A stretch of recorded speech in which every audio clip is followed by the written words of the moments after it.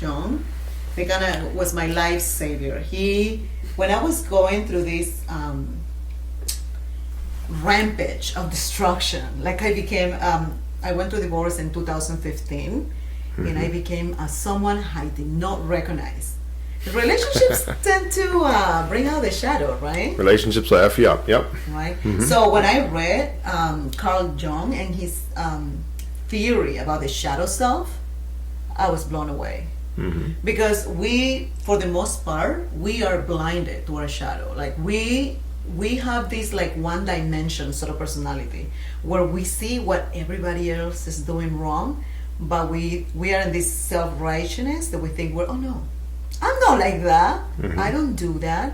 And we tend to judge others when we have this righteousness complex. Have you noticed that? Oh yeah, 100%. Yeah. Yep. Yeah. Okay. And so when I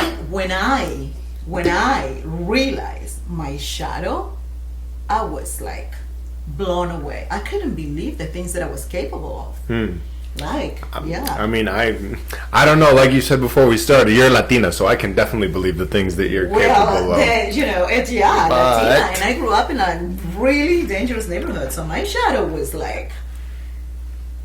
I was blown away. Like the day when I woke up in a jail cell in downtown Minneapolis, and I was in solitary confinement.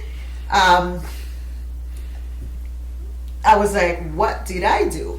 And apparently I misbehaved against a police officer. So actually, tell me. All right, no, keep going. Tell me about how you misbehaved with the police officer. Well, I was going through divorce, and then it was a very highly conflicted divorce, and this police officer kind of steered that anger that I had against my ex-husband. So you can see my wrists; they're really teeny, right? And so I took he handcuffed me. I got a DUI, and then I grabbed the handcuffs. So there was alcohol involved, yeah. Yeah, obviously. And then I threw it on his face, and that was it. That was Okay. And so, and that was a period of in my life when I started realizing all of the things that I was capable of, and how I was judging people left and right, and